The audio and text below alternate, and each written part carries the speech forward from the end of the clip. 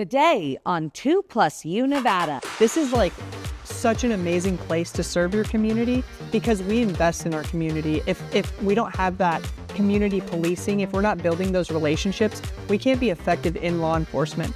The Reno Police Department wants you.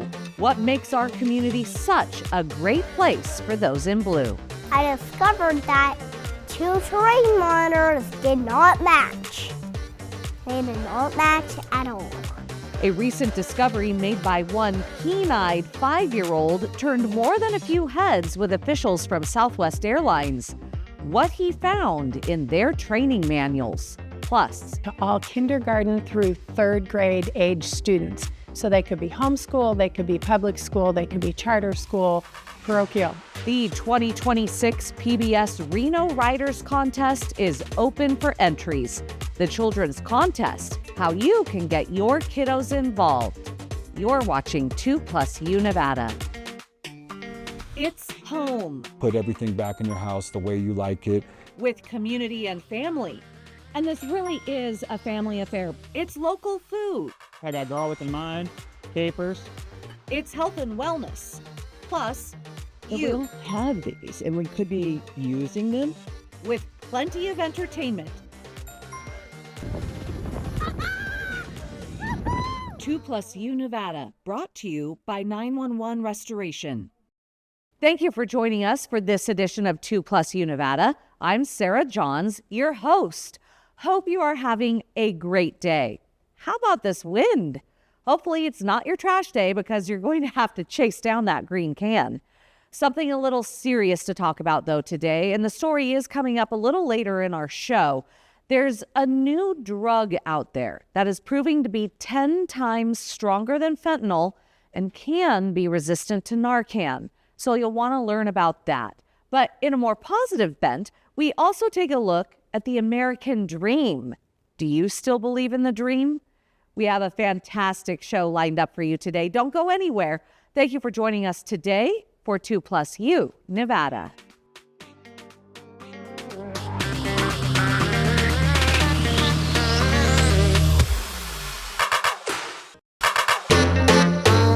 You are watching 2+U Nevada. Joining us this afternoon, Hunter Mercurio, the Public Information Officer with the Reno Police Department. Hunter, thank you so much for joining us. Thank you so much for having me. You know, we're really excited to have you here talking about growing the police force, recruitment right now, and getting people to apply for a police officer position has to be interesting at this point in time. Yeah, it's a very exciting time to become a police officer, especially with all the different facets and ways to grow. Especially with the city of Reno growing as fast as it is, we need to continuously grow our agency. The fun fact about Reno PD is we are always on a continuing hiring basis. So we have 2 academies a year. We have a July academy and a January academy. It can be a very lengthy process. And so we do have a full-time recruiter. So if there is anybody with questions, you can link up with that person and kind of get walked through that situation. Yeah, and so you talk about these 2 academies, and someone at home might be watching going, oh, okay, so July Academy, I can throw in my application in June. No. Right. Because there is a background check that people have to go through, and there is a process to even get into the academy. Explain that. Yeah, so once you submit your application online, within 30 days you have to take a written test to test your cognitive abilities. Do you have what it takes to become a police officer? And then your physical abilities. Are you physically fit enough to do the responsibilities that a police officer has? Once those 2 things are complete, you have an oral board interview. That can be very nerve-wracking. You're sitting in a room and there's 5 to 8 people on the other side of the table interviewing you. The only thing we ask is be yourself. We just want people who love their community, love to serve, and have that drive to go into those dangerous situations when people are running the opposite direction. And the physical ability, I mean, that is a legit test, because I remember RPD used to do test You know, just try it. See if you can do the physical test. And at the height when I was working out, I was doing a boot camp, I was a weightlifter, like I thought I had it beat. And I didn't pass because of the running. It was a timed run. Yeah, if you look at any of the exercises alone, we have push-ups, sit-ups, vertical jump, there's an agility test. If you look at any one of those exercises, you're kind of like, okay, I could probably do that. But once they start stacking together, that's where you kind of put yourself to the test. So it's important to run through that test. It's important to not just test your physical strength, but your cardio and your stamina as well, because you'll need all of those tools in law enforcement. And the thought behind that too is, okay, so most of the time you're not going to have to run a 4-minute mile or whatever it is, right? But in that situation where that is needed, that is why they put you through that test. Definitely, and it's sometimes we could be getting into a foot pursuit with a suspect. Once we get that suspect, then the fight is kind of on. So then if we have to take them into custody, there's a lot of cardio that goes into that. And we train you in the police academy so that you stay calm in those situations and take that person into custody safely. But you have to have that base foundation of that cardio so that you're ready. If something crazy does happen, nobody calls 911 just to say, hey, I hope you're having a great day. That is the worst day of everybody's life. Right. So we have to be prepared for that. And let's talk about once somebody gets accepted into the academy, what does that look like? Yeah, that's super exciting. The background is very extensive, number one. They're gonna call your exes, past employment, where you've lived. You're gonna have to talk to your neighbors. They want to really deep dive. Call your exes. How do people ever get in? That's what I'm saying. That's what I'm saying. They'll look at the totality of the circumstances, but it is one of those things like we want to know. It's a lot of responsibility being a police officer, and so we need to know everything about this person's life to make sure that this is a good fit to serve the community. So it's really great. And then once you join the police academy, it's a fully paid position starting at, I believe, $33 an hour. All of your equipment is paid for. It's a Monday through Friday academy, and we are just training you how to go from being a normal citizen every day to becoming a full-fledged police officer. So now let's get into the nuts and bolts. We know our community is growing. We know that you answer to a budget that's given to you. Right. How many police officers are you looking for right now? And then how many do you really need? Yeah, so hopefully by this next academy, we put about 20 recruits into this academy. All of that is based on retirements, people who don't pass the training program. We are going to be constantly hiring because our agency is always going to be turning over from people who have done their 20 to 30 year career and retiring to the brand new police officer that's coming on the street. So I think as the city grows, we just always need that next generation who wants to serve, who wants to build their communication skills and be a part of that solution. We're always going to be hiring. Okay, and then when it comes to these new recruits that you do hire, how long are they going to be working as a police officer? Because it is a career that can be mentally taxing, physically taxing. Yeah, with this career, I think with the new PERS retirement, it's about 33 and a half years or 55 for retirement. So there's no age limit either. If you want to join being a police officer at any age, if you feel physically fit and mentally ready, you can always come join. With that retirement at 55, there's some stuff to work out there through Nevada PERS, right. But putting that time in is very important. So, and the thing to think about too is, everybody's like, well, why can't we just hire new police officers? It takes about 1.5 years for a police officer to go from the first day of the academy to being on their own as a fully fledged police officer, from backgrounds to the academy to the training program, then being on probation for that first year. Now they're ready to go. So, and really and truly, you want them to have that amount of time in order to make those last minute or instantaneous decisions that they need to make. Yeah. So question for you, just broad brush, taking a look at where America is and sentiment against law enforcement. Does that make it difficult for Reno police to recruit? I think here locally, we're so blessed. We have so much support from our community, from our city council. This is like such an amazing place to serve your community because we invest in our community. If we don't have that community policing, if we're not building those relationships, we can't be effective in law enforcement. So I think if you want to come here and be a police officer here locally at the Reno Police Department, it's a very, very great place to work because we don't have typically the national problems Right. that we're seeing. And if something does pop up, we want to grow as an agency. So having those honest conversations, being transparent, and continuing to grow, seeing where maybe there's things we need to work on, and also look at the things that we're doing great, continuing to put those things together and building that with our community. So. And that begs the question, is it easier for you to recruit officers who are currently on the line in a location where there is the anti-police sentiment? Yeah, it's great. We have lateral police officers from all over the United States, which is really cool. And we also run lateral academies a couple times a year as well. So if you are a current police officer, you want to come serve in the Reno area, it's just a beautiful place to live, right? We are so lucky to live here. Lake Tahoe, there's just so many beautiful things. So we get a lot of officers from all over the United States, and it comes down to every person has an agency that fits them just right. So even when Chief Nance came from Stockton, she is obviously the perfect fit for Reno PD. Maybe you're more of a highway patrolman or a Washoe County deputy, but with Reno PD, I just want to make sure that it's a good fit for this person. We're the biggest and busiest agency in Northern Nevada when it comes to answering calls for service. We handle about 80% of the calls here, so from homicides to trespassing and everything in between. If you kind of want to experience everything that it takes to become a police officer, that's what we have here at Reno. Well, Hunter, thank you so much for joining us this afternoon. And where do people go to find that application? Yes, go to renopd.us and submit your application today. All right, you're watching 2+U Nevada.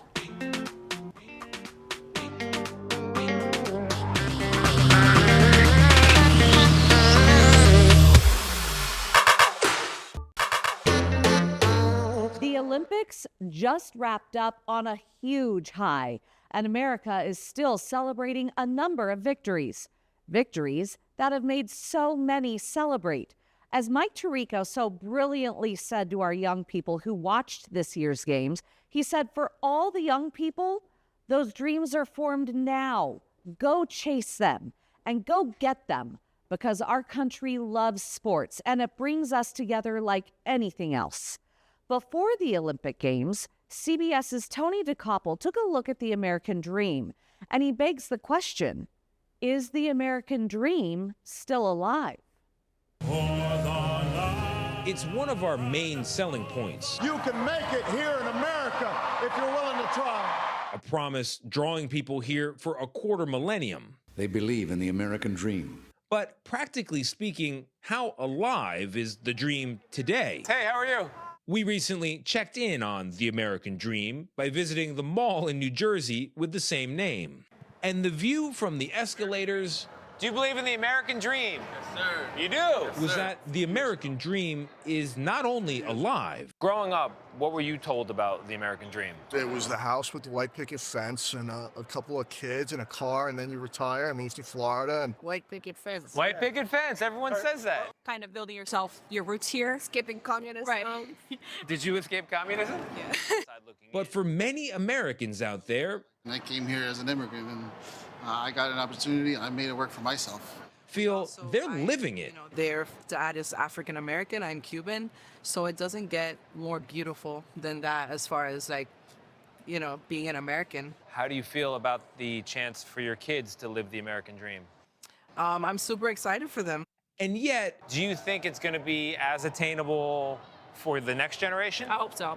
That's not a yes. Faith in the American dream has fallen over the years. I define the American dream based still on its original definition. It is a better, richer, happier life for all our citizens of every rank. New York Times editorial director David Leonhardt explains. And how's it doing?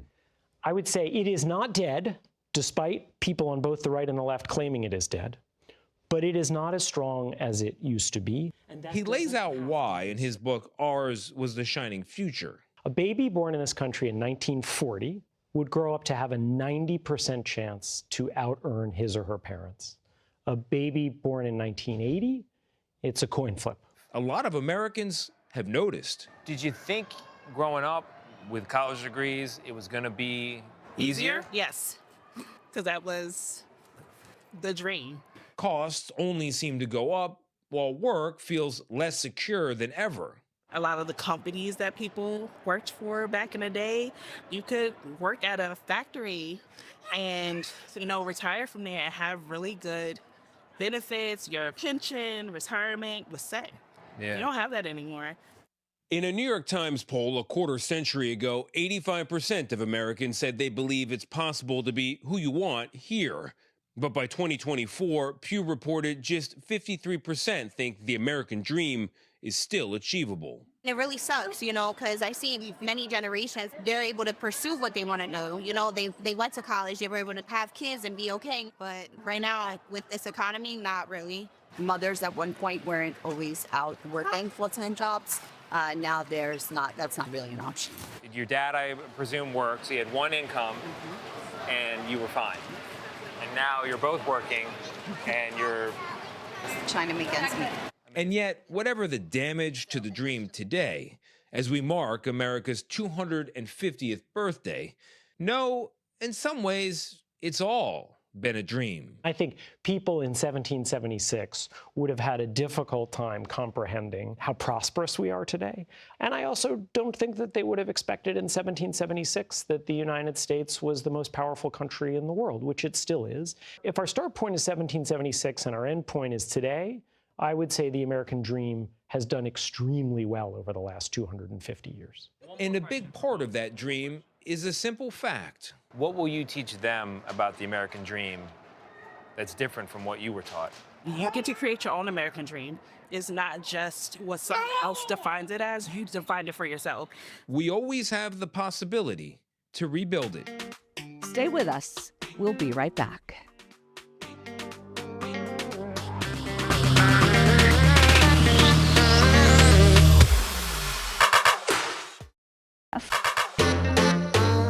Reading, writing, and real-life adventure. A young author from Virginia is telling her story and inspiring other kids to maybe become writers too.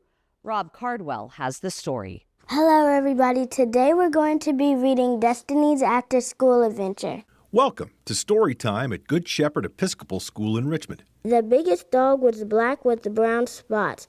But it's not a teacher reading to these young students. This is Story Time with Destiny. My dad's nickname for me is Yaya, and my extraordinary walks looks like the cha-cha. So when I am on the move, the song that plays in my head is Ya-ya-ya, cha-cha-cha. Destiny Bryant is 7 years old, but wrote and self-published Destiny's After-School Adventure when she was only 6. I put the funny parts together since I wanted to make it funny and a childish story.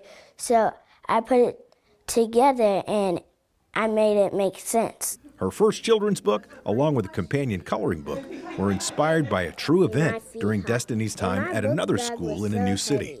An after-school adventure that was scary and exciting. Meanwhile, my mom was in her car driving to Miss Shanice's house. She puts on perfume when she gets nervous or upset, so she would spray perfume while she's driving. The story highlights her journey of overcoming fear and turning a challenging experience into a positive one.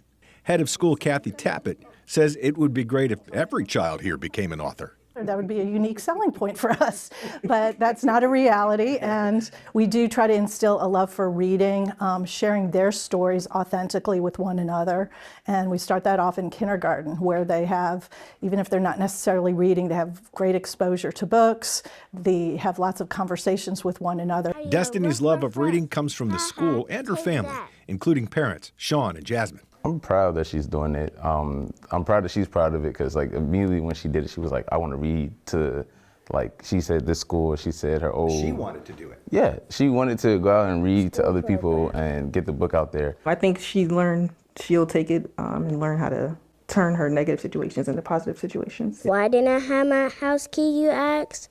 Well, because I was supposed to go to the after-school program. And who knows where the next adventure in life will take her? More books? Or something else? Do you want to keep writing? Like, do you have any ideas to write, like, any books in the future? Well, in the future, yes, but I'm focusing on dance right now. On dance? Mm-hmm. So you like to dance and write at the same time? Well, not at the same time, but I do dance classes. Funny, smart, and ready for whatever comes her way. What's a you. Storytime with Destiny is building a love of reading and writing with other young students and building better minds. It smell good that you put on, and it makes you smell good. Coming up in just a couple minutes, PBS Reno details a writing contest that gets local kids writing, and winners will become published authors, so you'll want to stay tuned for that. Meanwhile, another young standout, this time a 5-year-old's eye for detail noticed a mistake by Southwest Airlines. It caught the attention of airline officials. Byron Reed reports. You're on the tips of the wings. Traveling by plane takes you on a journey. Because they get you from place to place a lot faster than a car does. For 5-year-old William Hines, I love flying. it's a mode of transportation that hits home. I don't have to walk 7,000 miles. William is a pre-kindergarten student at Campbell Early Learning Center with a passion for flight. That shows them how many degrees the engine is. He's very mechanically inclined, and so I suppose it was a natural progression to want to know about more fascinating things. Amber Hines is William's mom. She says his passion took off thanks to a connection with the Southwest Airlines pilot who brought William a company training manual. And sat with him for 2 hours going over the charts and just talking shop with him. But William noticed something was a little off. I discovered that 2 terrain monitors did not match. They did not match at all. That is closer up and that's farther up. I had no idea that one of our friends had started a job with Southwest Airlines, but she said, "Can I pass these along to my manager?" And I said, "Yeah, sure, that's fine." That's when the CEO of the airlines found out, then invited William and his family to Dallas for a VIP tour. So we went down to headquarters. It was amazing. Everyone there was very, very welcoming, and we definitely had the tour of a lifetime. I got to go in a simulator, and the simulator pilot was Chris, showing how close. It's an experience this family will always remember. That heats up the cockpit. Because of William's attention to detail that might land him in a career he already loves. Then I can support people to a place. For next, Like 140 people. I'm Byron Reed. Stay with us. We'll be right back.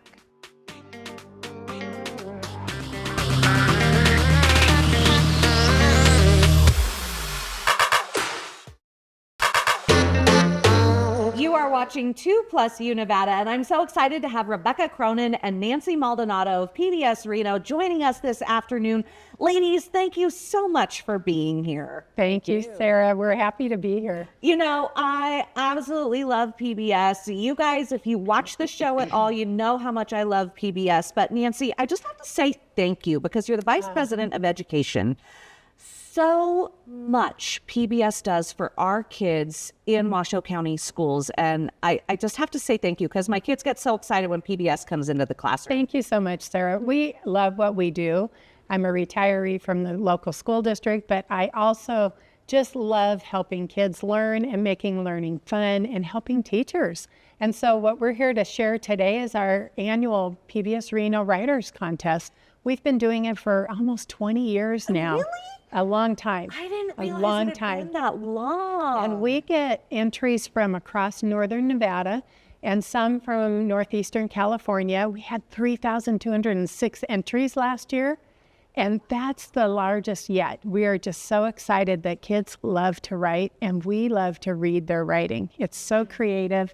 It really brings out their energy and their ideas, and it's just really fun. I can already tell how passionate you are about this. Like, it's so cool. But Becca, it's also got to be really cool at PBS when you're getting all of these kids' writings and you're going through and seeing what they write about. It's super, super nice, Sarah. So after our team goes through all the entries and selects the top 12 winners, 3 winners from each grade, we have the pleasure of having these kiddos and their families come into our studio at PBS Reno And then we record spots with each and every child, and they get to read their story.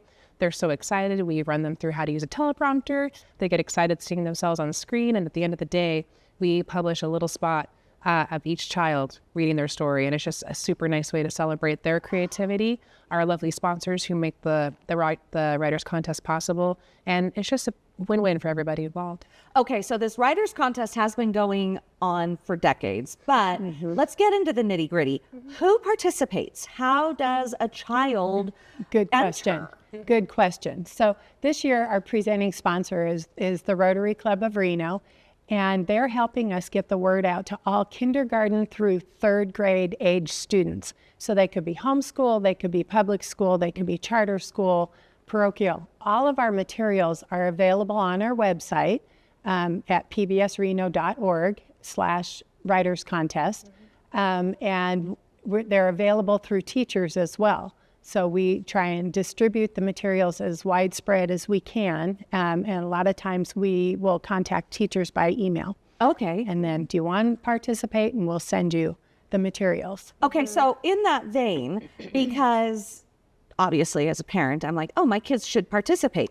So do you have to go through your school? Does the teacher have to implement their classroom? Good question. No, because if you're a homeschool student, you don't really have that same opportunity. So we do allow individual entries, which actually this was a winner from last year, and it was an individual.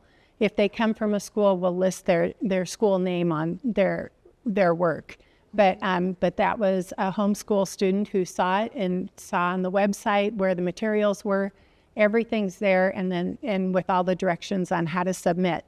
So, and that's really important too, because that also goes into the follow directions, and is the child following directions, meeting the specifications? And so what are those? That's where a parent really comes in, or a teacher, to help. We do have guidelines. There's a minimum number of words and a maximum number of words. 5 pages, 5 illustrations, a title page. We want to make sure kids follow those requirements, and then from there it's their own creativity. But we have an overarching theme. This year it's special. So think about something that's special to you, special that you might just really be creative about. I don't want to put ideas into your head. Sure. It's just what is special. And so we do this overarching theme that really can draw out any story. Oh, I love that. And last year's theme was someday. Someday. So it's really cool to see that a child's interpretation of that word, of that theme, you're going to be getting a wide spectrum of entries. Exactly, yes. And so, Sarah, all kids that participate are considered winners by us, and we make sure we return the story after the contest is over. The ones who are selected that get to go in the studio also become a published author. And we'll do a hardbound book of their story. And I'm just going to briefly show, this was the little crab with a big heart. And I believe this was kindergarten.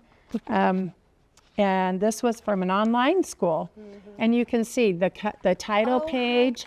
We include the children's artwork, their own handwriting, and then we transcribe it on the other side. So that answers another question. It doesn't have to be typed. It can be handwritten. It can be typed, but it doesn't need to be. And I use a lot of my friends from who were teachers who can read children's handwriting. We don't even ask for perfect handwriting or perfect spelling. We want your creativity. So we're running out of time. Quickly, just let us know how you choose. It would be so hard to judge. It's very hard. That's why we do multiple judges, because I would not want to be the final person that says, oh, that's first place or that's second place, because they're all winners. But it's really the stories that speak to us. So when you hear the child's voice coming through their writing, that's really what we listen for. But I should probably tell you, the entries are, all of our materials are available in January. Our final day to accept stories is March 13th. Okay, so we're going to leave it there. The deadline is March 16th. 13th. Hello, I was listening.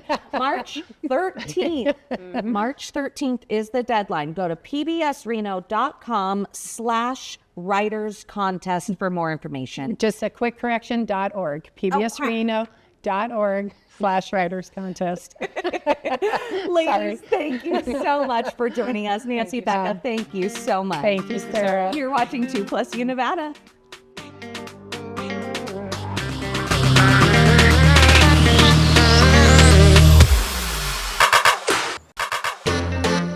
You are watching 2+ Nevada, and I'm so excited to have these wonderful women joining us again this afternoon. We have Simi Sekon and Alice Schock from Washoe Medical Alliance, formerly known as, what is it, the Washoe Doctors' Wives Club, or Really known as the Alliance with the Washoe County Medical Society. It was a tongue twister. So yes, just rebranded. Yeah, you have to rebrand that. But thank you so much for joining us again this afternoon. We have a lot to talk about because we want to talk about your organization as a whole. And then also you have an event coming up in February. So where do we want to begin? Let's talk about the organization. Sure. Well, we have been around since 1947 here in Reno, and we support health-related charities. So it's a philanthropic organization, but we really do a lot of work to just better the community and bring people together. We are founded primarily of physician spouses and partners, and so that group comes to support each other because being a married or partner of a physician is definitely a different lifestyle, and we have to support each other through. Well, and we even talked about this the last time you women were here, that when your family members are looking for jobs in town, you're like, wait, where are we moving? And to be able to have a community of partners that can say, no, Reno's awesome. You know, like you really want to come here and it's a great community. You know, I'm so grateful to this organization because we need to be recruiting so many more. We know this. We need to be recruiting a lot of medical professionals. Absolutely. It's a huge shortage in the state. I mean, everywhere across the country, but in Nevada, I think we're 100,000 physicians short. The number's insane, but we're doing what we can with as far as legislation and different things to attract good doctors here and keep the ones here that are local. And, you know, I really appreciate the fact that then through your philanthropy side, you were also so motivated to help with getting nurses in our hospitals and in our medical profession offices. And really the money that you raise kind of go into what you are streamlining that to. The reason that the organization started was not only to have a support system for the spouses, but also to make sure that the medical community continues to grow. So we wanted to keep the nurses in Reno. We wanted to make sure that they stayed. So by offering scholarships, it gave them an opportunity to stay in Reno, get their training done, and then continue on with jobs here. And not only nursing, right? There are other scholarships and other philanthropies that you give to. There are currently the philanthropy that we're going to be sponsoring for our spring event, which is going to be on February 28th, is called Think First. It is a national organization, but the Reno chapter was started back in 2011. The foundation of Think First is basically to try to prevent head injuries in young people. You're riding a bike or riding a skateboard, wear a helmet. Going skiing, and we have a lot of ski opportunities here, wear a helmet. And Think First has two ways that they basically help our community. The first is by doing helmet giveaways. Several times during the year, they have helmet giveaways where they not only give free helmets to young people, but they actually do proper fittings as well. And then the second way that they help is by educating the community. They go into schools, and so far we have managed to speak to over 20,000 students in the area and give away more than 6,000 helmets. Now, I don't know if anyone knows this or not, but in the U.S. alone, we have over 2 million head injuries a year. And it is. And head injuries are the leading cause of disability amongst, kids and young people. So we want to try to prevent that. It's a lot cheaper to give a child a helmet and some education than to fix a head injury on a child. So it's a great organization, and the Washoe Medical Alliance is so proud to support them and, raise some money to educate more kids in our area and to give away some more helmets. That is so important. And a head injury, a TBI or any type of head injury, has such long-lasting effects. So for this event, it's a speakeasy. So excited. That's a really cute title. Explain what this event is, where people can go to help support this, and if you need sponsors, let's hear about that. Absolutely. So you can go to washoemedicalalliance.org. You can get all the event info on there. If you're interested in becoming a sponsor, we would love to have you. The money is going to support this amazing charity, Think First, but it's also going to help support our endowment fund. And our endowment fund is what we had talked about that gives the scholarships for nursing, and we're working on a medical school scholarship as well. So a lot of good is going to be done from this event, and we hope you guys can be a part of it. Sponsorship, buy a ticket, just come and have a good time. It is going to be a lot of fun. We're encouraging cocktail attire or speakeasy sort of dress, whatever that might be to you. So we're looking forward to it. It's going to be a blast. Date, time?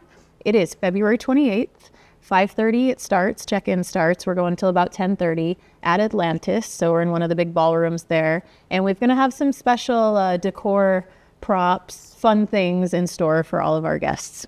Wonderful. So for people to learn more about Washoe Medical Alliance and how to purchase tickets, what website do they go to?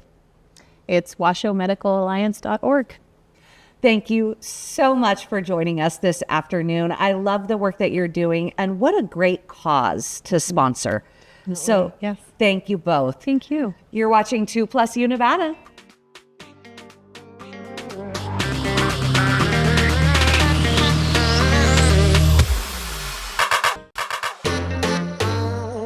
This next story is scary. Community-wide, we are recognizing the need for Narcan accessibility due to opioid overdoses. However, there is a new drug out there that seems to be resistant to naloxone. In January, the Center for Forensic Science Research and Education posted an article warning people of the drug. Just 6 days ago, an article was posted on Police One, a website for law enforcement professionals warning first responders of the drug. We found a story out of Kentucky explaining this drug. It's called cyclorphine. The Kentucky Office of Homeland Security calls it 10 times more potent than fentanyl. Alyssa Williams reports. The synthetic drug cyclorphine is leaving recovery workers like Joshua Vanover concerned, not only because of how strong the drug is, but because there's limited information out there about it. Everything gets stronger. Marijuana is stronger than it used to be. Crack is more addictive than cocaine. Heroin users have graduated to fentanyl users, and now, so I'm not really that surprised to see something that's 4 to 10 times stronger than fentanyl. Vanover says the scariest thing he's found when conducting his own research on cyclorphine is that medications like Narcan may not help if someone is overdosing on it. I mean, everybody that works here is trained in CPR. I mean, we can do everything that we can, but it is kind of daunting to know that we may not be able to help somebody or save somebody. The Kentucky Office of Homeland Security says cyclorphine is often mixed with other illegal narcotics, which places users at risk of accidental exposure. That's why Vanover says they're trying to remind people in recovery and those in active addiction of the drug's dangers. Whenever I encounter the population that may be still using, to inform them that, hey, there's something else going around. Narcan may not affect it, but it's something for people to be careful of. If you're going to use with somebody else, somebody that can call 911 if you need to. Vanover says they will continue doing what they do in the face of this, which is providing recovery resources to the area. In Lexington, Alyssa Williams, WKYT. More proof you are what you eat. And not surprising at all, mental health and positivity can affect someone's cancer journey. Michael George has the day's top health stories. Cancer patients with better mental health may live longer. A study in the journal Cancer found patients who developed a mental health condition in the first year after being diagnosed had a more than 50% higher risk of death in the first 1 to 3 years. Researchers say the study is further evidence of how closely tied mental health is to physical health. The numbers of parents getting their newborns vaccinated for hepatitis B is plummeting. A study published in JAMA found vaccination rates were 83% in 2023, but just 2 years later, rates fell to 73%. The vaccine has substantially reduced deaths from hepatitis in America. In December, a CDC advisory committee changed universal vaccine recommendations on the Hep B vaccine. A healthy diet can lower your risk of cognitive decline and improve brain function. A study published in JAMA found that people on the DASH diet, which is a diet limiting sodium, sugars, and saturated fats, performed better on cognitive tests than people who weren't watching what they eat. Eating more fish and vegetables and less red meat and processed meat were critical to brain health. Those are some of the day's top health stories. Michael George, CBS News. Now to the best lesson coming out of Nashville. Andrea Bocelli keeping his promise to continue performing with college students there. Forrest Sanders has the story. Look up upcoming events at Bridgestone Arena, and you have this variety of New Edition, Matt Rife, and Italian tenor Andrea Bocelli. The name Bocelli is pretty big in spaces like this, and to people like Florence Shawman, violinist in Belmont University Symphony Orchestra. Of course, he's a household name. Why he connects with the masses is because he includes those classic opera tunes that everyone knows and everyone can relate to. Bocelli's also important to the story of Javier Castro.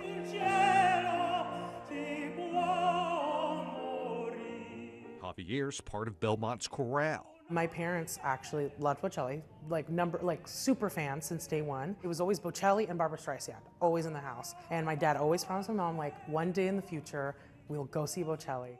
Oh, Javier's parents got something better than that.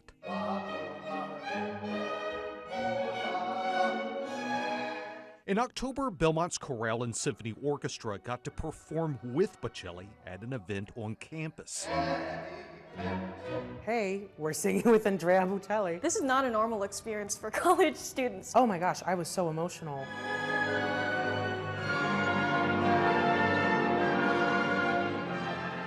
It went so well, at the end of the show came a promise. He, on stage, said, I want you guys, next time I come to Nashville. We were like, did he just say that? Did he just say he wanted us again? And Bocelli meant it. These are rehearsals, as Belmont's Chorale and Symphony Orchestra practice to perform on 2 dates of Bocelli's world tour. One show in Birmingham, Alabama, and a second at Nashville's Bridgestone Arena. Performing in arenas?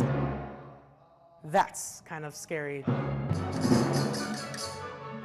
Never before have we had to learn so much music in such a small amount of time, but I really think that we're going to pull it off.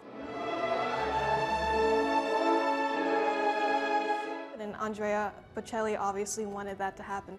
To be able to say that sentence is incredible for Florence.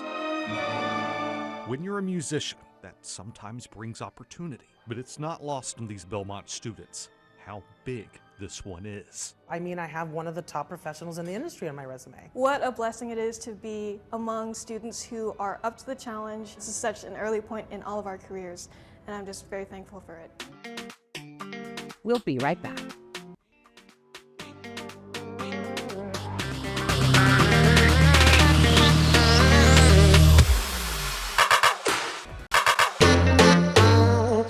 Are you a business or nonprofit and want to be featured on 2+U Nevada? Have a Mom to Mom Monday, a Tried It Tuesday, or even a cute pic you just want to show us? The whole point of 2+U Nevada is the plus you. You can send us your content by visiting our website. Head to 2news.com and click on 2+U Nevada. Or you can email us at 2+UNevada@ktvn.com. That's it for this edition of 2+U Nevada. Thank you so much for inviting us into your home this afternoon. We look forward to joining you every weekday at 3 for 2+U Nevada. 2 News Nevada at 4 starts now.